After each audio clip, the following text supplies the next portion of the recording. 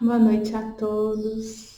Que a paz do Divino Mestre Jesus se faça em nossos corações e que a espiritualidade benfeitora nos ilumine, nos auxilie e que nesta noite possamos estar amparados pelo Divino Mestre e por todos os seus trabalhadores do plano espiritual que possam nos auxiliar nesta mensagem da noite, para acalmar e acerenar os corações, mas sobretudo, trazer esta boa nova que nos consola, que nos dá o bom ânimo de buscarmos no amor e na caridade o caminho seguro. Amado Mestre Jesus, vós que nos disse ser o caminho da verdade e da vida, caminho pelo qual iremos a Deus. Auxilia-nos, Mestre. Derrama sobre todos os lares o teu amor, a tua luz, fortalecendo a cada um. E é com muita gratidão, com muita humildade, que lhe rogamos, amado Mestre Jesus, na oração que nos ensinastes, que nesse instante estejamos todos em comunhão com o alto, em comunhão com o Pai.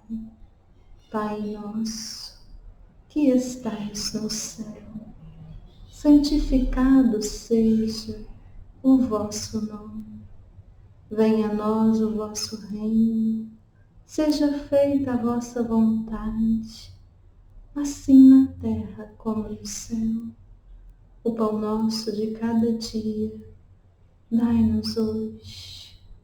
Perdoa as nossas dívidas, assim como perdoamos aos nossos devedores. E não nos deixeis cair em tentação, mas livrai-nos de todo o mal. Assim seja. E hoje o nosso tema é a fé. E como a gente sempre costuma dizer, que a fé ela é mais fácil ser sentida do que explicada.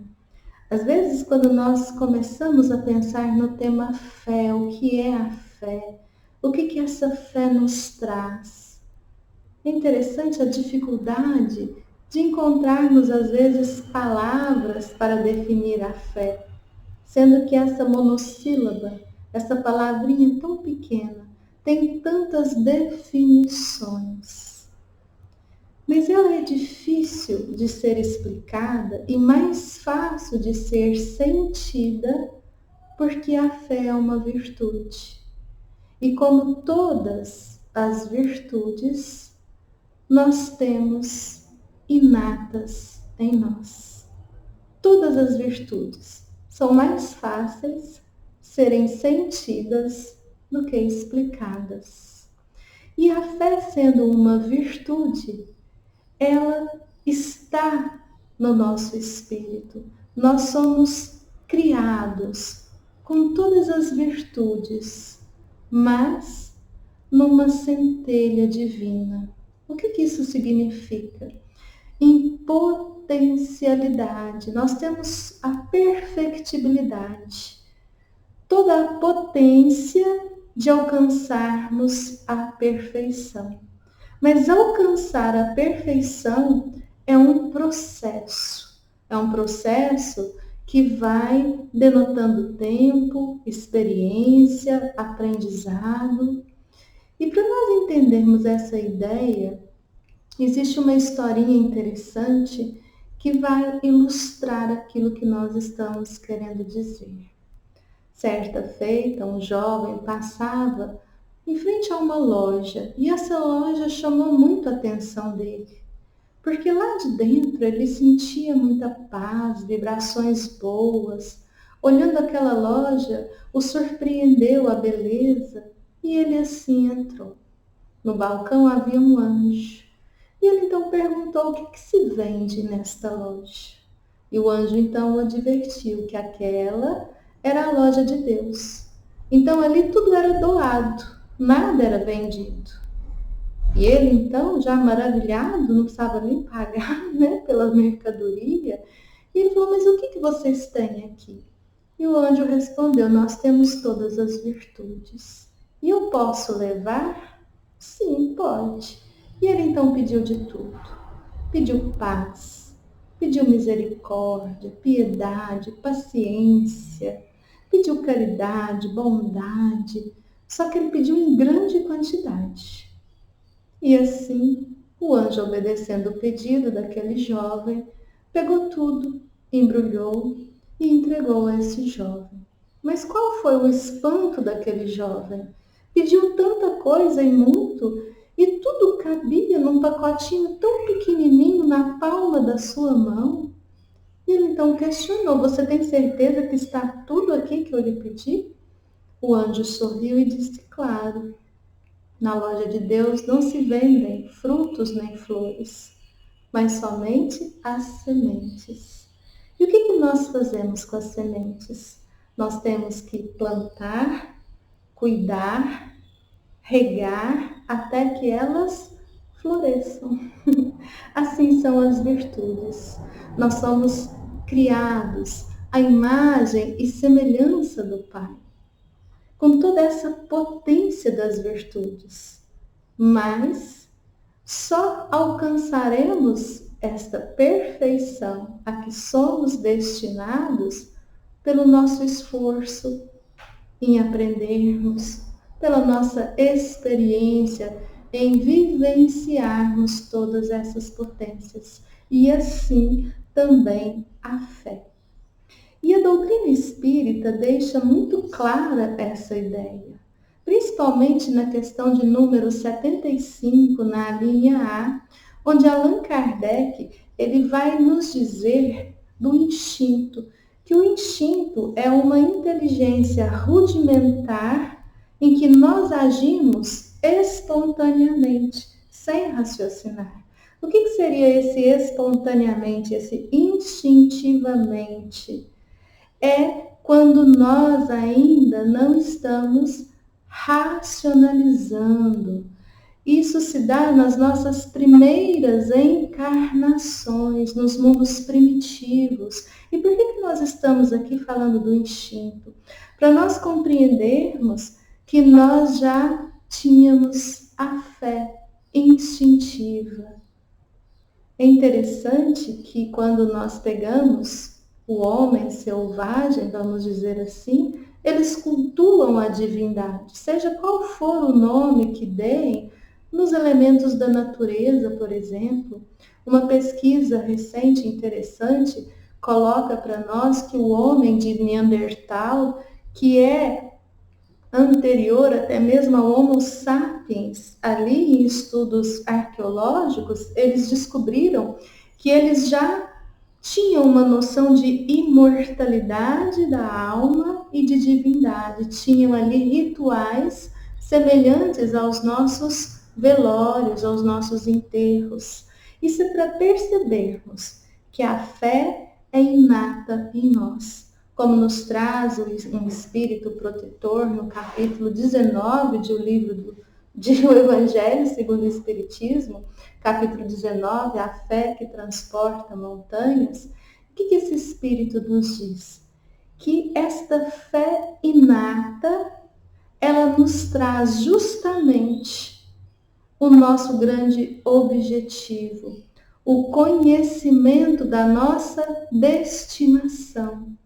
Então a fé é como se nós tivéssemos lá dentro, carimbado na alma, no espírito, essa sensação íntima do nosso objetivo, alcançar toda essa perfeição. E é interessante que nós já vamos percebendo aqui que esta fé, ela precisa ser expandida, potencializada. E como que isso acontece? Através do nosso progresso intelectual, do nosso progresso moral. Quanto mais conhecimento, quanto mais já temos em nós sentimentos mais purificados, que nós chamamos de moralidade, mais forte, vamos dizer assim, é a nossa fé. Cada um tem a sua fé condizente com o seu grau evolutivo. Por isso, muitas vezes, nós percebemos pessoas que têm uma fé que nós chamamos de inabalável. Às vezes nós falamos, nossa, a pessoa está passando por tantos problemas, por tantas dificuldades, e ela permanece ali de pé, permanece bem, superando as dores, as dificuldades com esse sentimento da fé. E muitas vezes, por muito menos, nós não temos fé, nós desanimamos. Quantos de nós desistimos? Quando a gente fala em desistir, infelizmente, a gente tem que sempre lembrar o grande número de irmãos que buscam as portas do suicídio. Aqui nós vamos percebendo que a fé, ela é individual. Ela pode ser, sim, nos orientada exteriormente, mas ela só é verdadeira quando ela é sentida interiormente. Em outras palavras, o que nós estamos querendo dizer? Que sentir esta fé, ela não pode ser exteriorizada, no sentido de manipulada, mentida. Por quê? Porque Deus sabe, Deus nos conhece. E a doutrina espírita nos traz, então, a fé raciocinada. É como se nós começássemos ali o nosso processo evolutivo com essa fé no começo instintiva, depois com conhecimento. Às vezes a gente vai pela fé fanática, pela fé cega, que é a fé que engana, que é a fé que muitas vezes se liga ao interesse material, ao interesse de poder, ao interesse político, que manipula. Mas todos nós despertamos, amadurecemos, e é nesse instante que nós começamos a raciocinar sobre a fé, passar pelo crivo da lógica, da razão. É um momento nosso em que nós vamos compreender que não é a religião, que não é um atributo exterior, mas é aquela busca interior que nos faz compreender a fé que temos em nós. E para nós compreendermos tudo isso que estamos falando, é interessante nós falarmos sobre o que é a fé. E o que é essa fé? Quando a gente busca esses significados, é interessante que a palavra emuná, que significa fé, ela está no livro de Habacuque, que é da fé judaica.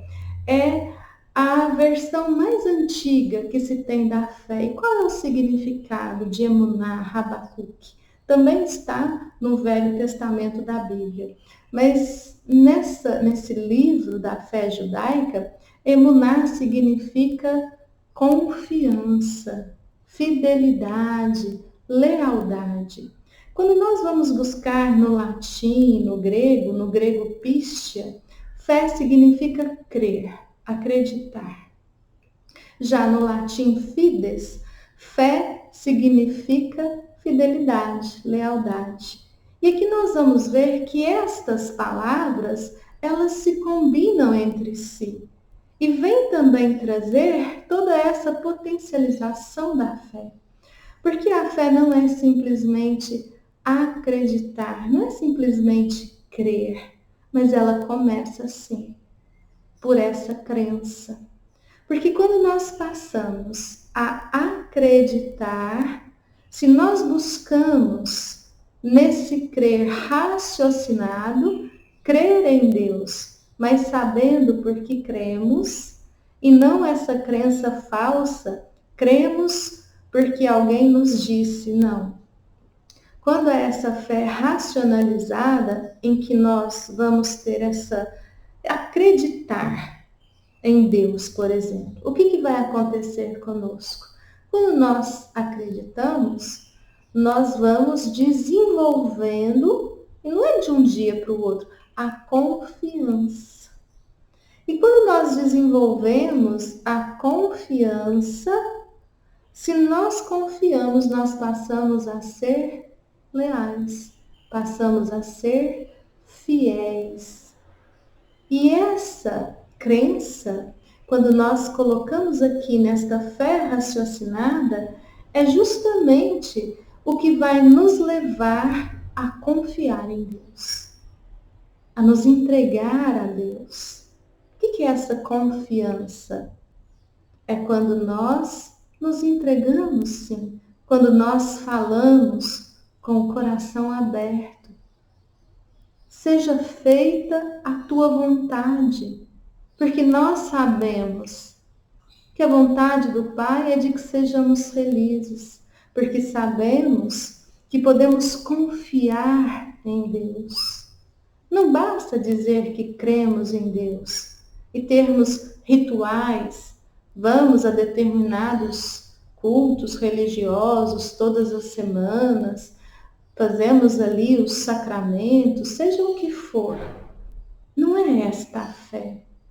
É a fé que nos liga a Deus Pai. É a fé que demonstra quem somos nós. A fé em nós também. É interessante. Nessa confiança, nessa lealdade, nós podemos perceber uma fé que às vezes começa vacilante, ela vai se tornando inabalável. E como diz Allan Kardec no frontispício do Evangelho segundo o Espiritismo, a fé inabalável só é aquela que pode encarar frente a frente a ciência, a razão em todas as épocas da humanidade. Porque a fé é virtude, a fé é verdade. Se nós acreditamos em algo que não é verdadeiro, isso vai ser passageiro, porque só fica o que é verdadeiro. E com a nossa evolução, nós nos modificamos, nos transformamos, e aquilo que poderíamos considerar certo ou errado, nós vamos modificando em nós. Vamos chegando cada vez mais próximos da grande verdade. A grande verdade que Jesus nos traz, que é a lei do amor. Amar a Deus sobre todas as coisas e ao próximo como a nós mesmos. Nós vamos perceber o grau da nossa fé quando nós analisarmos intimamente os nossos pensamentos, as nossas emoções, os nossos desejos e como eles estão sendo exteriorizados em relação ao próximo. Será que nós estamos odiando, perdoando, julgando, prestando ali o servir? Tudo isso é uma análise que nós vamos conseguindo compreender a nossa fé. Se ela está mais cega, mais raciocinada, e se raciocinada, se ela está se tornando esta fé robusta, se ela está se tornando esta fé arraigada. E quando nós falamos que a fé significa essa lealdade, essa fidelidade que vem de uma crença, se nós buscarmos no no dicionário, nos dicionários modernos, é interessante que a definição de fé não passa por essas palavras. O que eles nos dizem ser a fé? É uma esperança e uma convicção. E nós vamos analisar. Esperança é uma expectativa, mas é uma expectativa boa. Quando nós esperamos que algo dê certo, que aquilo vá ser da forma com que nós temos ali no coração a vontade de que seja. Então, é essa esperança.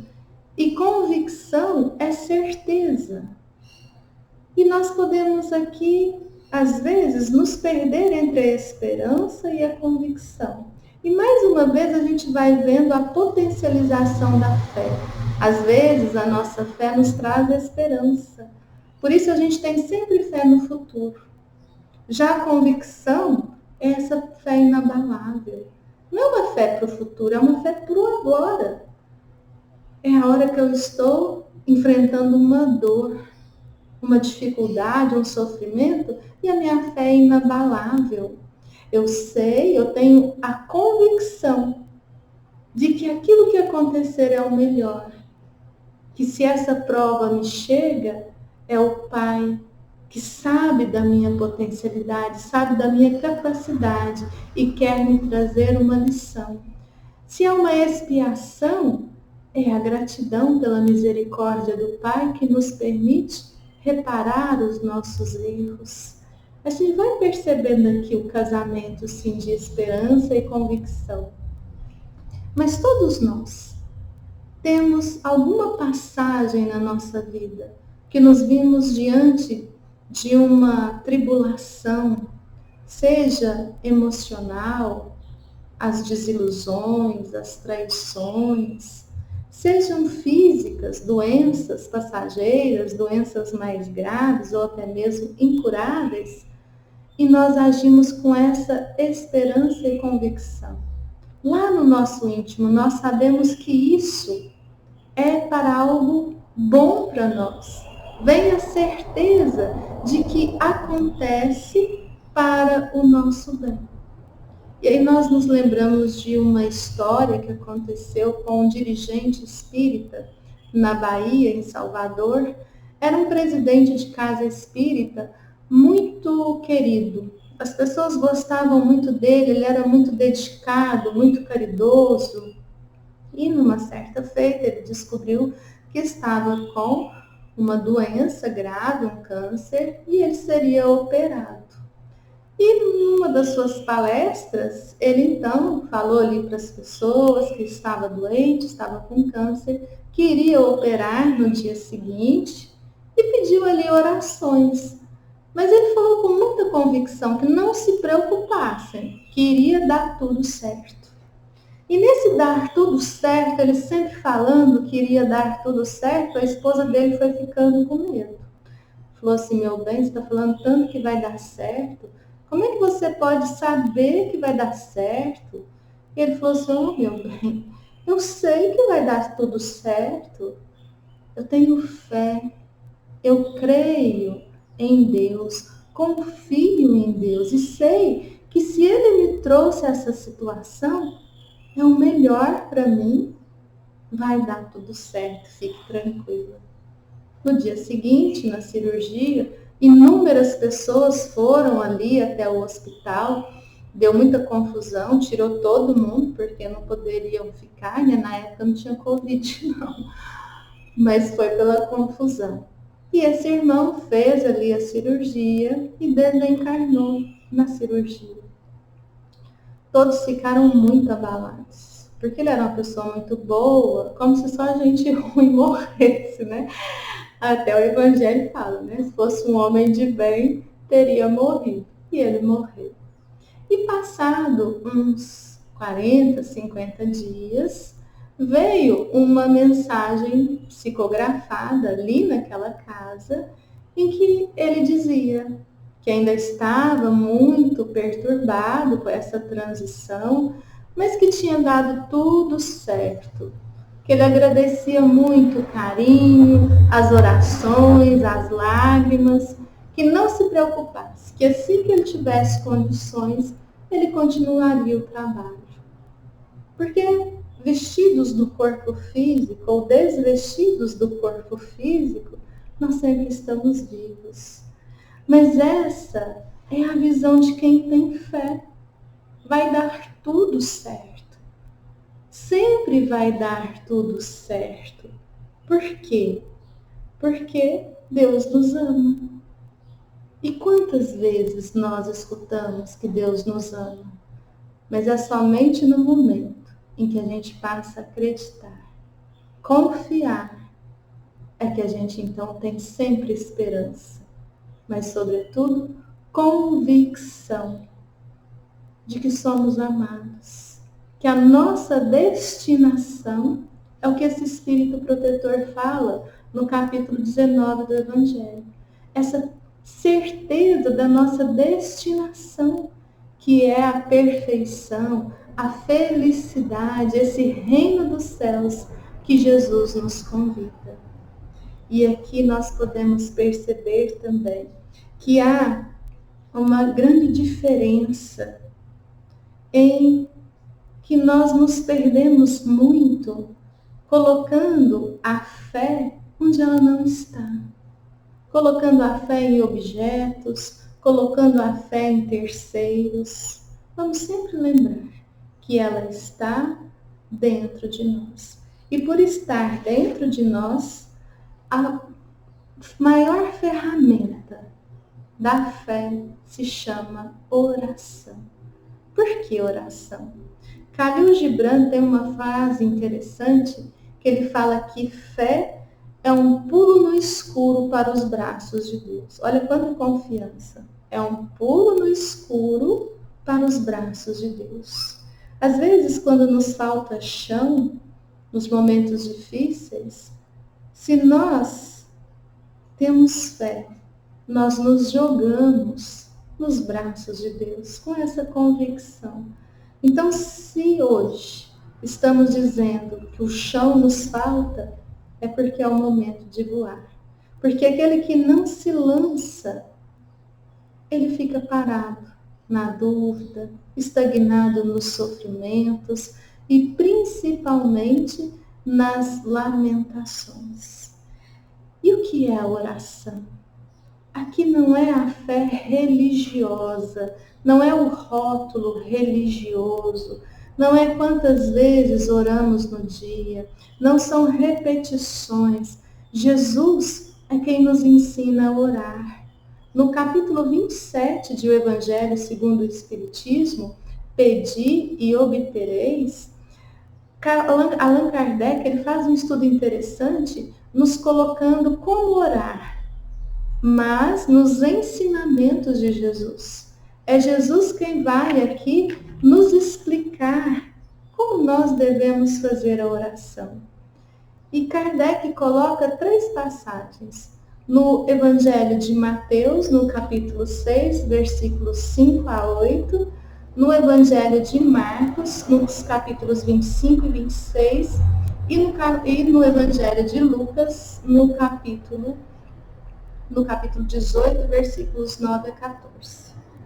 O que tem nessas passagens dos evangelhos? Jesus aqui está nos ensinando não a oração no sentido exteriorizado, mas esse silenciar, essa conversa com Deus. E é o que nós devemos fazer todos os dias, nos colocar em comunhão com o Pai. No Evangelho de Mateus, Jesus nos diz para não fazermos iguais aos hipócritas, aqueles que vão orar na frente das sinagogas, nos cantos das ruas, para mostrarem a sua fé. Aqui é uma advertência de Jesus. Muitos vão orar para mostrar aos demais a sua superioridade religiosa. Jesus condena toda e qualquer forma de hipocrisia. Jesus aqui nos pede orai em espírito e verdade, em sentimento. E ele então continua, quando fordes orar, entrai para os vossos aposentos, e ali o Pai que tudo sabe lhe escutará. Entrai para os vossos aposentos, fechai a porta. Não é orar dentro do quarto, é o aposento da mente, Porque muitas vezes, com ruídos exteriores, muitas vezes a gente fala, tá na hora da minha oração. A gente começa a oração, passa uma coisa ali na televisão, a gente fica de olho. Alguém está conversando no telefone, então a gente está conversando com Deus e com todo mundo. Não é oração. Oração é essa ligação, é o religar a criatura ao Criador. É a introspecção, é isso que Jesus está nos pedindo. E ele ainda continua no Evangelho de Mateus, que não cuidemos de querer ter muitas palavras, de preocuparmos com a quantidade de palavras ou com as repetições, porque não é isso que tem peso, e sim o sentimento. Às vezes, quando a gente fala dessa passagem, muitas pessoas questionam, então o terço católico é errado você ficar ali repetindo? Não tem essa necessidade. Mas se aquela pessoa que está com o terço na mão, repetindo aquelas orações, se ela está introspectiva, se ela está em ligação com o Pai, ela está em oração. Não tem necessidade. É o que Jesus está nos falando aqui. Dessa oração em sentimento, sem necessidade de palavras bonitas, de repetições. E aqui eu me recordo de acho que foi uma palestra do Rossandro Klingen, que ele estava contando de um amigo dele que aos 50 anos teve câncer de testículos. Ele tinha 1,98 m, estava com 47 quilos. O médico dera para ele 3 meses de vida. E ele então foi até Uberaba, ele conhecia o Chico, era amigo do Chico, e esse amigo dele foi então se despedir do Chico. Chegando lá, ele falou, Chico, eu vim me despedir, porque como você vê, eu estou indo embora, Jesus está me chamando. E o Chico então falou para ele, mas fala para ele que você não quer ir. Ele, como, Chico? Você quer ficar? Ele falou, claro que eu quero ficar. E o Chico então falou para ele, mas se for para ficar, você tem que ficar para aprender as lições. Se você quiser aprender as lições, peça ao Pai. Diga a Ele que você quer ficar. E ele então voltou para sua cidade, Recife, com esse pensamento, ele queria ficar. Mas ele entendeu a mensagem do Chico.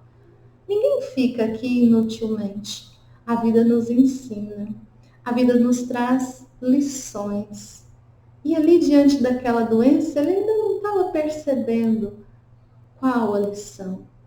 Mas ele estava com muita vontade de ficar e desenvolver 2 virtudes, a humildade e a fé.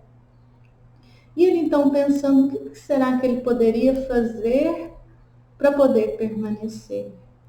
E nisso o telefone tocou, era um outro amigo, e ele perguntou como é que estava e o que o médico havia falado. Ele então contou que tinha 3 meses de vida, que não estava bem. E o amigo dele falou, por que você não vai lá no Rio de Janeiro? Tem uma casa espírita lá, chamada Frei Luiz, tem tratamento espiritual. Você já está morto mesmo? Você é bem amigo, né? Como se diz, já está morto mesmo, mal não vai fazer. E ele resolveu. Aquilo deu um bom ânimo, né? E ele resolveu ir para o Rio de Janeiro. Foi, e ali, hospedado em Copacabana, ele sabia que havia distribuição de fichas, que as pessoas que chegavam atrasadas não pegavam ficha. E ele então se arrumou e foi correndo ali para o calçadão pegar um táxi. Mas assim que o táxi chegou, ele teve uma desinteria por causa da doença. Estava de calça clara e se viu naquela situação. O táxi olhou no relógio, todo borrado, e ele então orou. Deus, eu quero tanto ir nesse centro. E nesse momento uma mulher parou, buzinou, chamou. Falou, moço, vem cá, tô vendo aí seu desespero. Eu tô acabando de vir da lavanderia com a calça do meu marido. Vai servir no senhor, pode ficar. O senhor está precisando? Pode ficar. Ele olhou para o alto, né? Nunca viu uma resposta tão rápida dos céus. Foi até um supermercado, se lavou, trocou a calça, correu para pegar um outro táxi, pegou o táxi e engarrafou o trânsito. E ali ele falou para o taxista da sua ansiedade. O taxista conhecia a casa espírita, conhecia o atalho, fez de tudo, deixou ele na porta. Quando ele chegou na porta, havia fechado o centro. Não estava distribuindo fichas. E ele orou mais uma vez: Pai, tende piedade de mim. E nesse momento, uma pessoa que estava ao seu lado, falando no celular, disse para ele: Ô moço, fica aqui com a minha ficha. Acabei de receber um telefonema de um emprego, eu vou correndo lá, quem sabe é a minha chance. E ele então conseguiu entrar e fazer o tratamento. Aqui nós percebemos que nessa manhã, que esse homem quis tanto buscar esse tratamento, as orações dele para Deus foram muito objetivas, mas foram de um sentimento profundo, de clareza de ideal. É o que Jesus está nos pedindo. Sejamos claros com o Pai. Ele sabe o que nós precisamos. Mas quando nós nos colocamos em comunhão com Deus na oração, o que acontece é que nós vamos escutar essas respostas. Já no Evangelho de Marcos, Jesus nos ensina a orar de uma forma até mesmo mais difícil. Ali ele nos diz que antes de orar, se nós temos algo contra algum irmão, então que a gente vá antes perdoar este irmão. Jesus não está dizendo que nós temos que tocar lá na casa da pessoa para perdoá-la, ou mesmo para pedir perdão. Jesus aqui fala de um sentimento. Como que nós podemos elevar a nossa oração a Deus com um coração cheio de ódio, de mágoa, de ressentimento? Orar, às vezes, pedindo justiça, que seja feita justiça para o fulano, no sentido que o fulano se dê mal. Isso não é o sentimento. Jesus nos ensina a amar até mesmo os inimigos, perdoar incondicionalmente. O que ele está nos dizendo? Que quando nós entrarmos em oração, em comunhão com o Pai, a gente deve lembrar que o Pai nos ama incondicionalmente, mas ama também aquele que nos ofende. Ama também aquele que nós ofendemos. Então é orar pedindo muito mais para que sejamos capazes de retirar a mágoa do coração, capazes de auxiliar esse inimigo. E essa é uma oração que engrandece o espírito, engrandece a alma, serena, dá tranquilidade. Já em Lucas, Jesus conta uma pequena parábola que também nos traz uma forma de oração, como que nós devemos orar. Ele conta que na sinagoga entrou o fariseu e o publicano. O fariseu, a imagem do homem de bem, aquele que vai zelar pela ordem, pelos bons costumes, que tem na sua religião os seus rituais. E publicano, a imagem do corrupto, aquele cobrador de impostos que ninguém gosta. E ali Jesus conta que o publicano estava à frente, que o fariseu estava à frente, peito ereto, e orando a Deus: Pai, lhe agradeço, porque não sou como este publicano de má vida, porque jejuo 2 vezes na semana, porque pago os meus dízimos. E ele colocou todas as suas qualidades. Nesse mesmo instante, o publicano lá atrás, cabeça baixa, não conseguia nem levantar a cabeça, dizia que ele era pecador, que o Pai tivesse piedade dele. E Jesus diz nessa parábola que o publicano saiu abençoado. Olha que passagem linda. A gente quer julgar demais os outros. A oração, quando nós julgamos, pedimos a justiça divina para o outro, nós acionamos primeiro para nós. Atire a primeira pedra aquele que estiver sem pecado. O que Jesus está dizendo aqui é que a fé, nesse instrumento da oração, é o nosso relacionamento com Deus. Quando nós praticamos o bem, ele deve ser totalmente destituído de agradecimento, de interesse, de vaidade, de ostentação.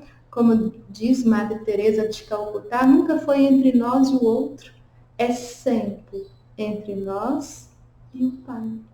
Porque para amar a Deus, devemos amar ao próximo como a nós mesmos.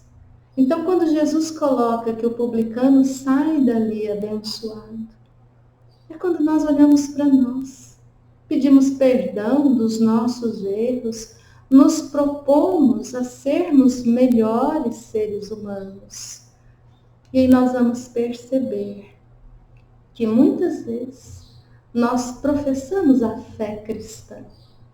Batemos no peito e dizemos, sou cristão. Nós espíritas somos cristãos porque seguimos Jesus Cristo. Mesmo que as pessoas de outras religiões nos rotulem de não cristãos, ser cristão é seguir o ensinamento de Jesus. E aqui fica uma advertência muito grave. Porque por mais que abracemos a fé cristã, a fé raciocinada deve nos questionar todos os dias, a todo instante, se nós estamos seguindo o Evangelho de Jesus. Porque é incompatível, meus irmãos, nos dizermos cristãos, exaltarmos a fé e sermos favoráveis à pena de morte, seja de quem for. Bandido bom é bandido morto, sendo que o Cristo nos pede amai os vossos inimigos. Orai pelos que vos caluniam, pelos que vos perseguem. Perdoa incondicionalmente toda e qualquer ofensa. É incompatível nos dizermos cristãos e fazermos apologia a qualquer tipo de tortura ou de torturador. Porque o Cristo foi torturado e condenado à morte justamente para propagar a verdade, para propagar a sua fé, que é a lei de amor. É incompatível qualquer tipo de preconceito, porque quando aqui esteve, Jesus andou todo o tempo com os marginalizados, com os excluídos. Por isso que Jesus, no seu ensinamento, quando nós compreendemos o seu Evangelho, vamos nos tornando cada vez mais luminosos, expandindo a fé, que é a mãe de todas as virtudes, que está ali sustentando a caridade, o amor em ação. Nós torturamos e matamos Jesus, porque ele foi contra a hipocrisia, os rituais exteriores. E quem o colocou ali? Os homens de bem, de ordem, de segurança, de Deus, dos bons costumes, que queriam preservar o puritanismo, o moralismo. É importante a fé raciocinada, compreendermos que Jesus só pregou o amor, o bem. Nós somos amor e bem. E enquanto nós perdurarmos em caminhos opostos, estamos estagnados, não saltamos no escuro para o braço de Deus Pai. Permanecemos nas nossas angústias, mas Deus nos ama e através da lei de causa e efeito vai sempre nos trazer o ensinamento maior. E chegando já ao fim do nosso estudo, nós gostaríamos de lembrar que Jesus nos fala abertamente da fé. No Evangelho de no Evangelho de Mateus, capítulo 17, versículos 14 a 19. É aquela passagem em que ele estava no Monte Tabor e quando ele desce do monte, vendo ali as pessoas que se aproximavam, um senhor se aproxima dele, se ajoelha ali aos seus pés e diz: Senhor, tende piedade do meu filho que é lunático no sentido de louco. Muitas vezes cai na água, outras vezes cai no fogo. Aqui ele está falando da inconstância emocional daquele rapaz. E ele então fala que os discípulos não o puderam curar. E Jesus então fala: ó raça incrédula, até quando hei de estar convosco? Até quando heis de sofrer? Aqui Jesus está nos dizendo desta fé, desta certeza, dessa convicção de quem somos nós, imagem e semelhança do próprio amor. Jesus aqui está nos colocando a nossa capacidade de amar, de praticar o bem. Está falando desta fé. Quando ele nos fala dessa incredulidade, já é momento de deixarmos de lado essa baixa autoestima. É nos olharmos e entendermos que somos filhos de Deus. É entendermos a nossa destinação. É trabalharmos para que essa semente da fé floresça. Floresça e se torne uma árvore frondosa. Nesse instante, Jesus cura aquele jovem. E os discípulos então questionam Cristo: por que nós não podemos curar? E ele então ensina que se tivéssemos a fé do tamanho de um grão de mostarda, que é bem petitinha, diríamos aos montes: passa-te daí para ali, e eles passariam. Esses montes, essas montanhas são as dificuldades, são as doenças, são os vícios, são os nossos defeitos no sentido de arrogância, egoísmo, vaidade, prepotência. E a fé é justamente o que vai nos dar a perseverança de tirarmos de nós estas montanhas da dor, do sofrimento. Allan Kardec vem nos dizer que o fanatismo, a cegueira, as paixões mundanas, os interesses materiais são obstáculos à nossa fé. Aqui mais uma vez a gente percebe. Jesus nos ensina sobre a fé, essa capacidade que temos de tudo fazer no bem e no amor. E não a fé que engana, não a fé que vem de objetos milagrosos, não a fé que se une ao poder, aos interesses. Porque esta fé pode até ter o aplauso dos homens, mas jamais o de Deus. Fé que nós temos em nós e nada em nós, ela vai se expandindo sempre que nós tivermos a certeza, a convicção do amor de Deus para conosco. E é interessante que quando a gente fala nesta fé que Jesus nos traz, aqui a gente tem a imagem da fé romana em contradição com a fé dos primeiros cristãos, porque Roma perseguia os primeiros cristãos. Depois ela se apodera da fé cristã, distorce totalmente a fé e se torna um império de poder. Não foi isso que Jesus trouxe. Nós temos na imagem dos primeiros cristãos, que ali eram perseguidos e jogados ali naquele circo romano para serem devorados pelas feras ou queimados vivos. E para não passarem por estas atrocidades, bastaria abjurarem Jesus, negarem Jesus. Se você negar a Jesus, você não vai ser devorado por feras famintas, você não vai ser queimado vivo, um ou outro, né? E o que nós vimos ali? A fé verdadeira.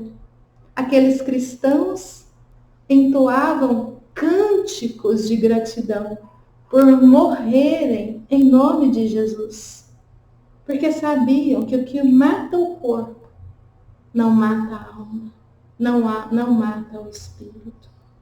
A fé verdadeira, ela é tranquila, ela é calma, ela é paciente. Esta fé exterior, interesseira, ela vai suprir a falta de poder através da violência. E assim mataram Jesus, mataram os primeiros cristãos.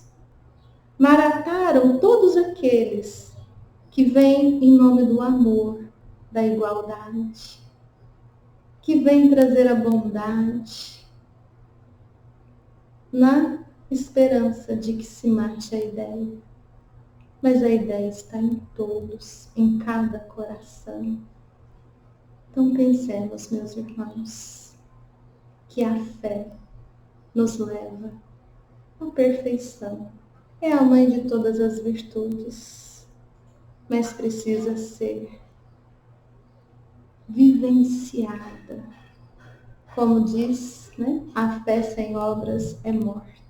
Em Tiago tem uma frase que coloca: de que adianta professar a fé em Deus se as suas obras, as suas ações não provam a sua fé? Que a gente possa guardar essa conversa com Deus, que todos os dias a gente se ligue a Deus Pai, e que a nossa fé seja com obras de amor, de caridade, que a gente possa, como diz a música. Ontem um menino me falou que hoje é semente do amanhã. Tenha fé na vida, tenha fé no homem, tenha fé no que virá. Que tenhamos essa fé, no sentido de buscar desenvolvê-la e potencializá-la, nos servir e amar os nossos irmãos, enxugar as lágrimas, dar de beber, dar de comer, levar a fé do Cristo com palavras, mas sobretudo com ações.